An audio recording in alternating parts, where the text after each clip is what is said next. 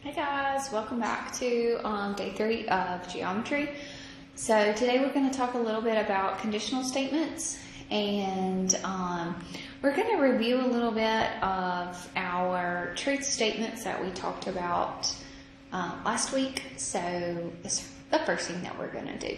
So get your...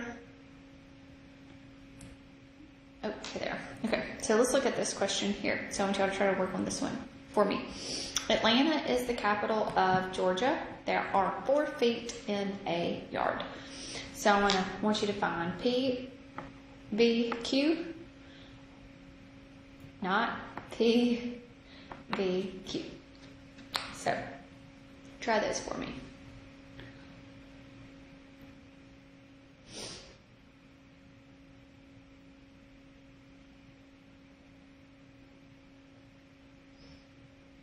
Okay, so let's look at these statements here. So Atlanta is the capital of Georgia. Is that true? What's the truth value there? Is that true? Yes. So this is true. So Atlanta definitely is the capital of Georgia. There are 4 feet in a yard. What's the truth value there?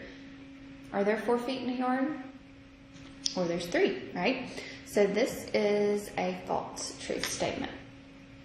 So this says P, V, Q, so that means or, right? So what this says is that Atlanta is the capital of Georgia, or, yes, there are 4 feet in a yard. Okay, so remember, an or statement means that either or can be true. So Atlanta is the capital of Georgia is definitely true, but there are 4 feet in a yard is not true. So the truth value here is going to be true, because it can be, an or statement is either or. Now, if this was the little caret top, that caret top means and. So when it's an and, that means both of them would have to be true. Okay, so what about here? This one says not P, so the converse here, so Atlanta is not the capital. So Atlanta is not the capital of Georgia. Or still, right? Or we're still looking at or there are 4 feet in a yard. Okay, so what's the truth value here? Atlanta is not the capital of Georgia, or there are 4 feet in a yard. So both of those are false. So no matter what, those two are false statements. Okay? Okay, so today we're going to talk a little bit about conditional statements. Okay? Conditional statements. Conditional is an if and then type statement.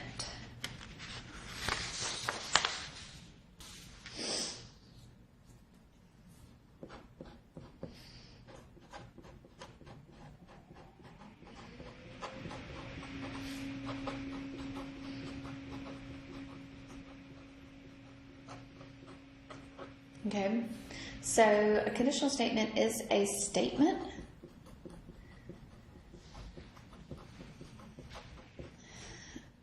that can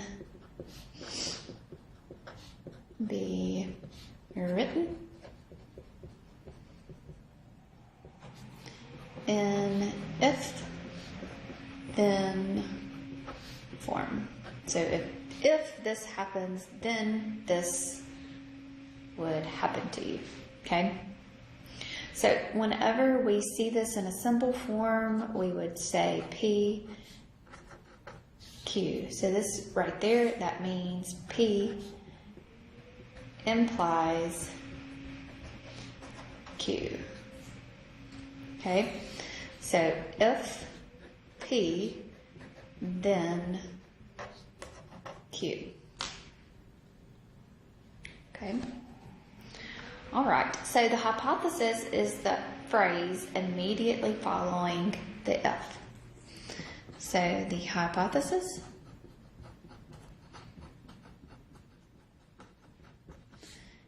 is the phrase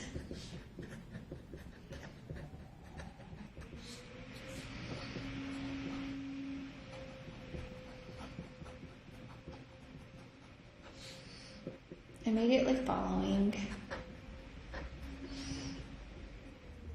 the word if.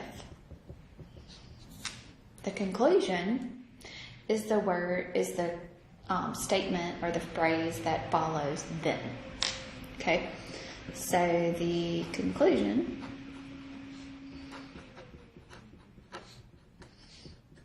is the phrase immediately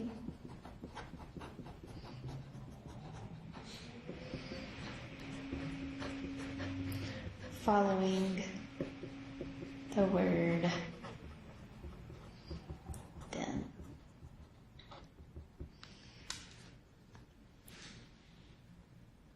Okay. Good deal. All right, so an example here. If you live in Nashville, then you live in Tennessee. Okay, so my hypothesis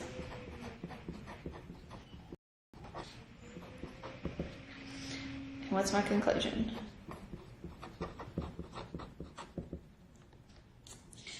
If you live in Nashville, then you live in Tennessee. So my hypothesis is that you live in Nashville.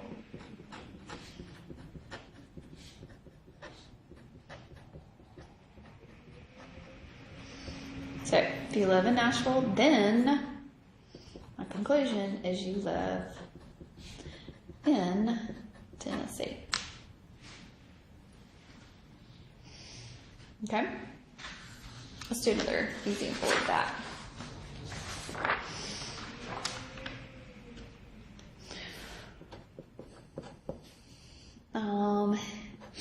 If a quadrilateral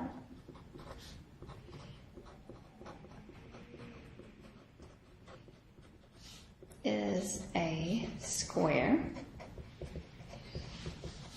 then it has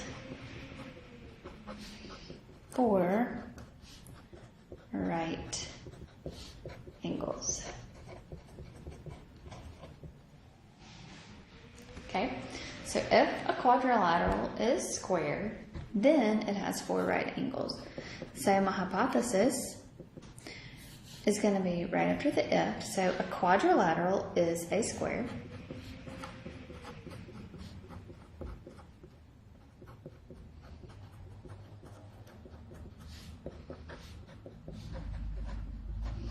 Then the conclusion would be it has 4 right angles.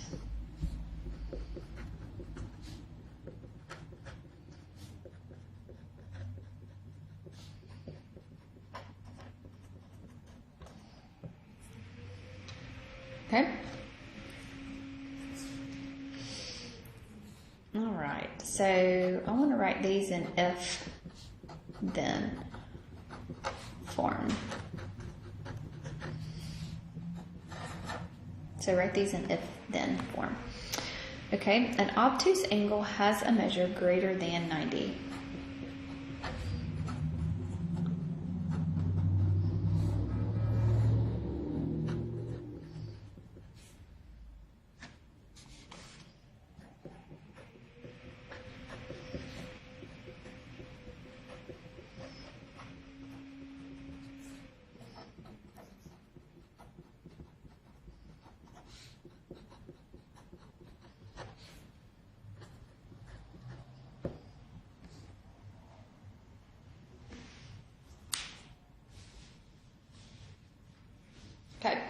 So an obtuse angle has a measure greater than 90. So that is true, but let's try to talk about this in if and then. So P implies Q pretty much. So what is it if something, if my angle is obtuse, then that means the angle has a measure greater than 90, right? So if,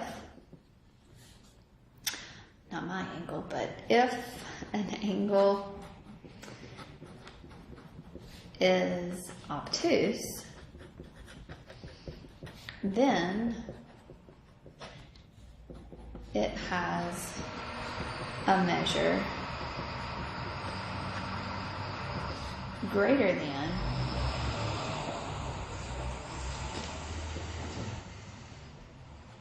90 degrees. Okay.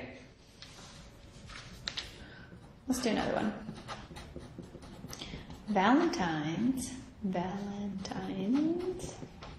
Day is in February.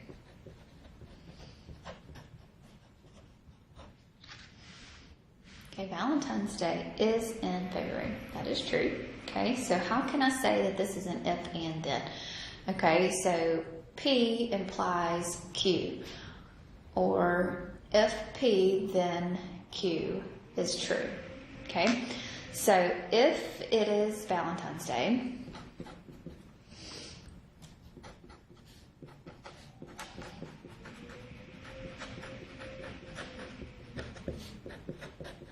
okay, then it is February.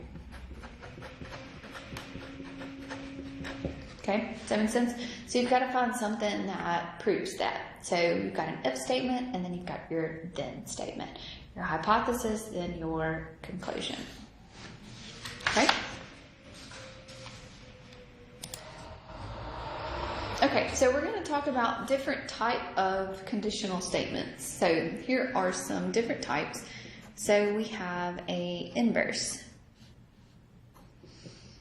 Okay, so we're in an inverse, we're actually going to both negate the hypothesis and the conclusion. Okay, you're going to negate the hypothesis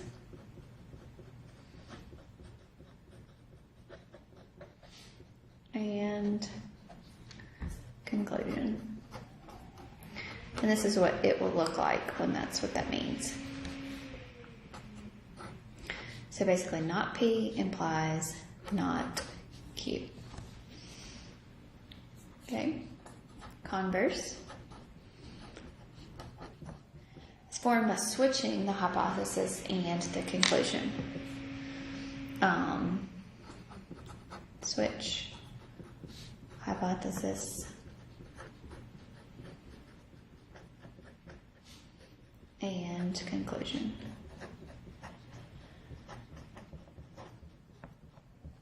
Okay, so what we say there is Q implies P. Then, so the conclusion implies the hypothesis. Okay, contrapositive.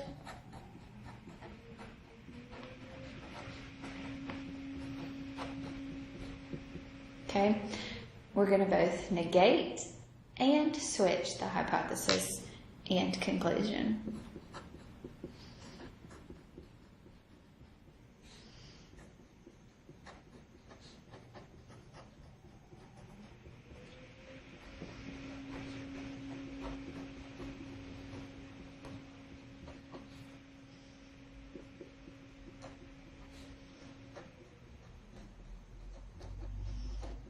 Okay, so how we call that is not Q implies not P.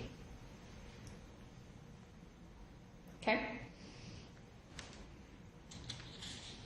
All right.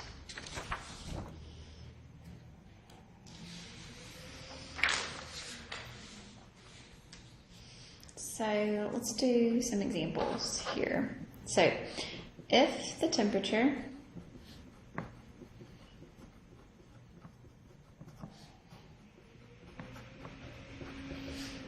is 25 degrees Fahrenheit, then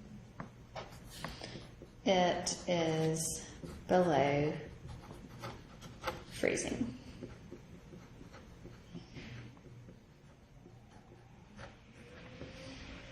Okay, so I want to find an inverse statement. Okay, I want to find the converse and contrapositive.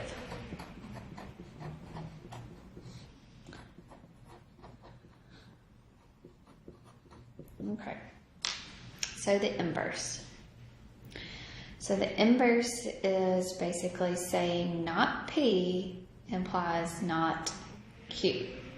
So if the temperature is not 25 degrees,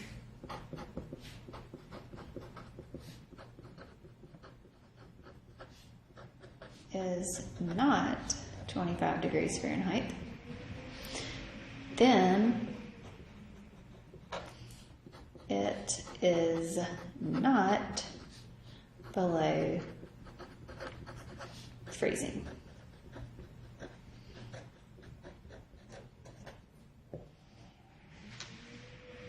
Okay, if the temperature is not 25 degrees, okay, then it is not below freezing. All right, let's look at the converse here. So the converse means that we're switching our if and then statements. So if it is below freezing,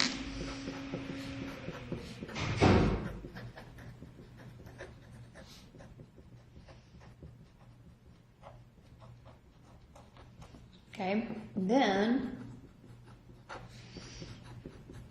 the temperature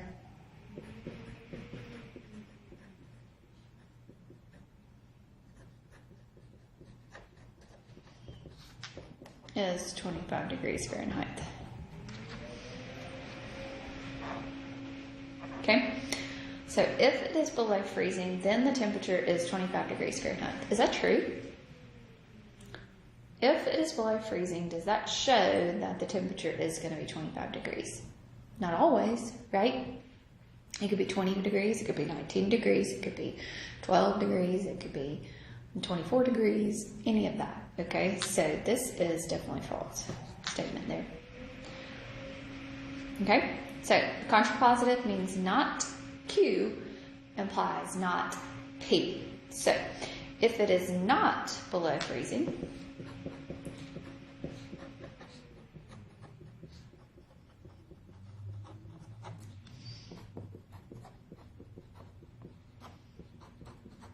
then it is,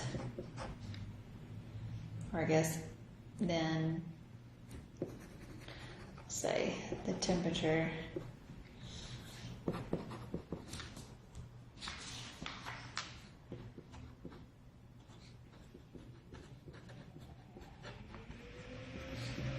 is not 25 degrees Fahrenheit. If it is not below freezing, then the temperature is not 25 degrees. So it's pretty much a true statement there. Okay? Alrighty. So far we're looking through a lot of different stuff here. So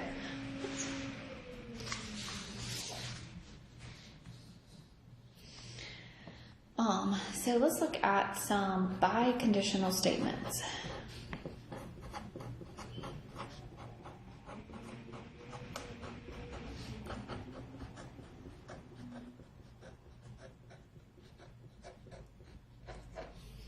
Okay, so the conjunction of conditional statements and its converse is a biconditional statement. So the conjunction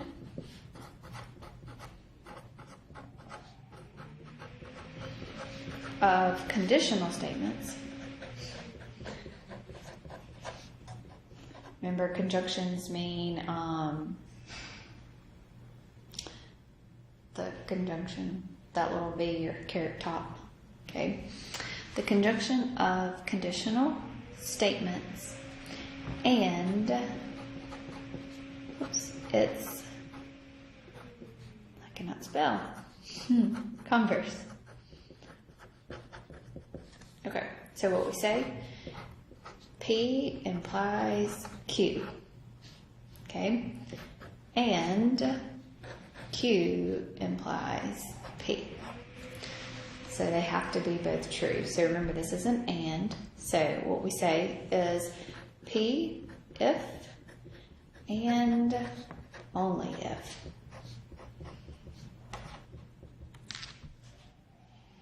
Okay? When both the conditional and the converse are true, then the biconditional statement is true. Okay? When both the conditional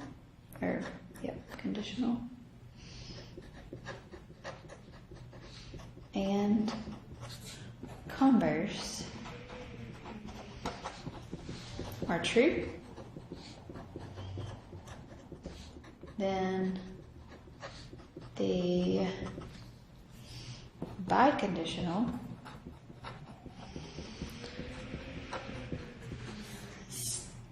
statement is true.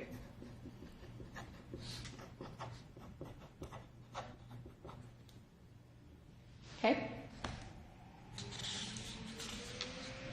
Okay, so we're gonna do a second here. It's gonna take me a second, I'm sorry. Two angles. Do an example. So two angles are supplementary.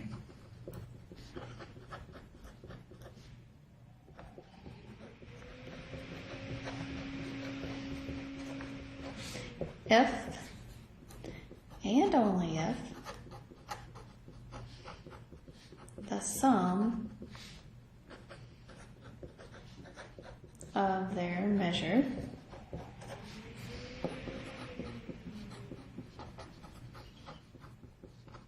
is 180 degrees. Okay, so let's look at a conditional and a converse statement.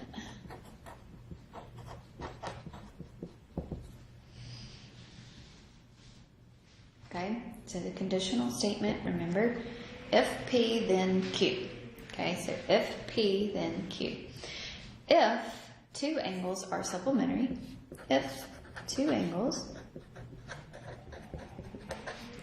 are supplementary,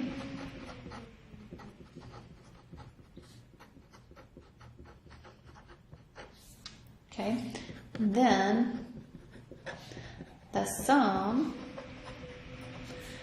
of their measures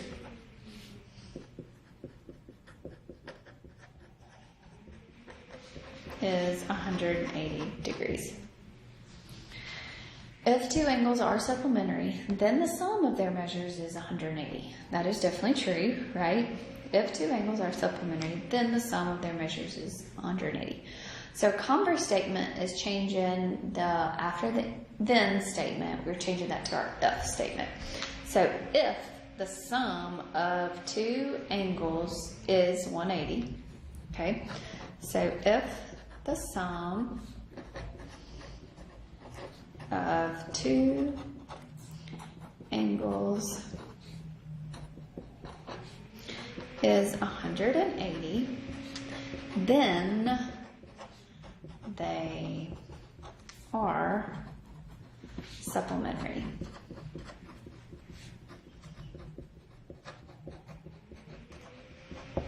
Okay, so is that true? If the sum of two angles is 180, then those two angles are supplementary. So both of those statements are true. The conditional statement is true and the converse statement is true. So therefore, this is going to be true. Okay, the truth value here, so two angles are supplementary if and only if the sum of their measures is 180.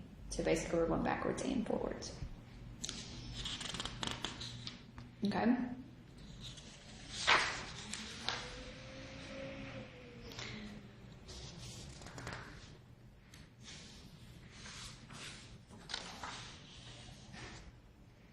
Let's do one more.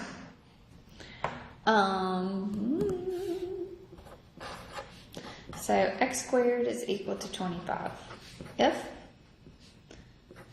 and only if x is 5. Okay, so my conditional statement